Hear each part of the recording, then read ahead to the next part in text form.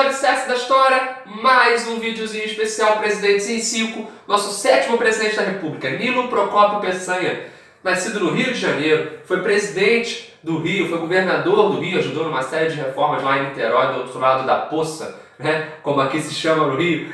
Galera, interessantíssima essa relação. Por quê? O Nilo Peçanha, ele era um cara que não esperava chegar à presidência.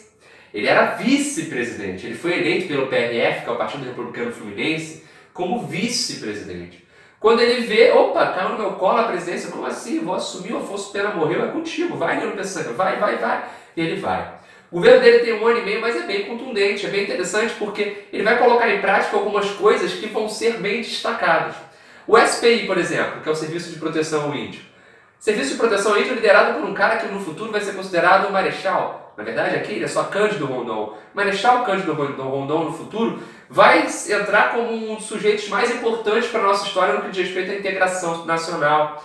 Ele vai fazer um desenvolvimento muito grande pela região norte do país. Rondônia tem seu nome, tem uma região no Paraná, um município no Paraná chamado Marechal Cândido Rondon, enfim. Ele faz todo um processo que é bem interessante. O SPI é um precursor do que é a FUNAI. Ou seja, o Serviço de Proteção ao Índio teria a ideia de integrar o indígena na sociedade branca. Claro que isso vai ser totalmente questionável na época e até hoje. Porque essa ideia de tentar integrar o indígena, ela leva muito à noção de civilidade.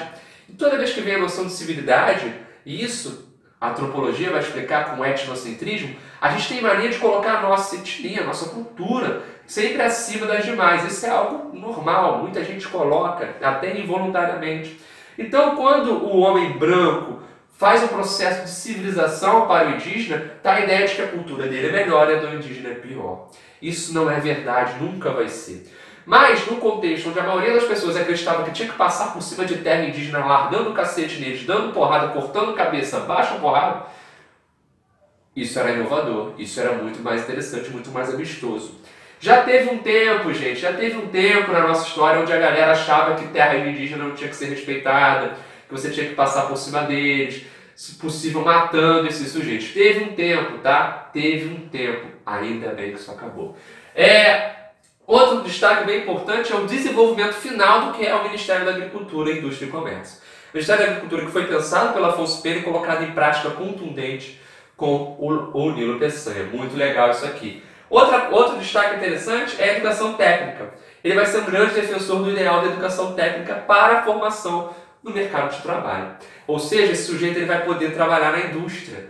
Ou seja, a indústria incipiente no Brasil vai agora ter uma mão de obra um pouco mais qualificada. Antes de falar da campanha civilista, que foi o finalzinho do governo do Afonso Pena, do Nilo Peçanha, perdão, a gente tem que falar sobre a questão racial que envolve o Nilo Peçanha, que é fruto de um debate bem intenso. Que é essa questão racial? O Nilo Peçanha era negro, foi nosso primeiro e único presidente negro até hoje.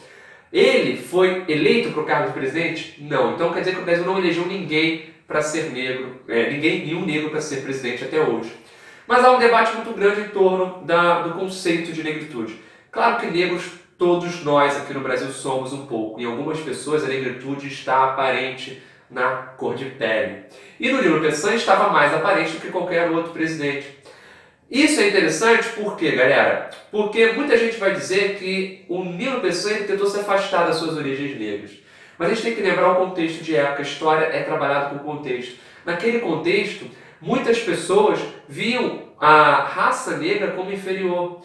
E por isso que é tão importante hoje o debate sobre o racismo, tão importante hoje políticas afirmativas que combatam o racismo. Porque o racismo não está somente numa lei, não está somente na escravidão, o racismo está numa ideia. E destruir uma ideia é muito mais difícil. Ou seja, mesmo com 30 anos pós o fim da escravidão, ainda temos pessoas no país que pensam, 20, 30 anos depois do fim da escravidão, ainda temos no país pessoas que pensam a raça negra como inferior. E o Nilo Peçanha acaba sendo caracterizado por grande parte de seus biógrafos como um cara que tentou passar pó de arroz em vários momentos para não parecer tão negro, enfim. Lembrando que outros presidentes também tinham descendência negra, não tão forte quanto a do Nilo Peçanha, o Campos Salles tinha, o Rodrigues Alves tinha, o Washington Luiz tinha, nenhum deles bateu nessa tecla. Outro conceito interessante é a noção de mula, né? Mula, mulato, como é que é essa? Mulô, como é que funciona essa expressão? E em muitos livros você vai ver lá a ideia de Nilo Peçanha como um mulato. Né? Nilo Peçanha, presidente tal, era um mulato. Essa noção de mulato incomoda muitos grupos hoje, e toda vez que tem polêmica sobre um termo, cara, a minha dica para você é não use esse termo. Tenta tirar esse termo mulato. Por quê? Tem gente que vai dizer que o termo mulato está ligado à animalização do sujeito, transformá-lo em mula, tem uma origem pejorativa. Outros vão dizer que não tem nada a ver, que tem uma origem lá relacionada à Península Ibérica, a forma como os portugueses chamavam os muçulmanos, ou seja, essa relação toda não é muito bem encaixada. Então, gente, qual mal que faz? É só não usar mais a palavra mulato. De fato, o Nilo Peçanha era um negro e ficou marcado como o nosso único presidente negro até hoje.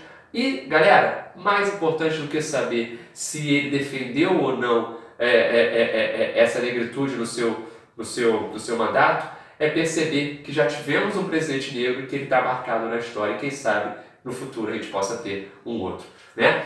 Galera, e lutaremos sempre por isso. Galera, a campanha civilista ali no finalzinho do governo do Nilo Peçanha vai ser interessante porque vai opor de um lado o Rui Barbosa e do outro Hermes da Fonseca.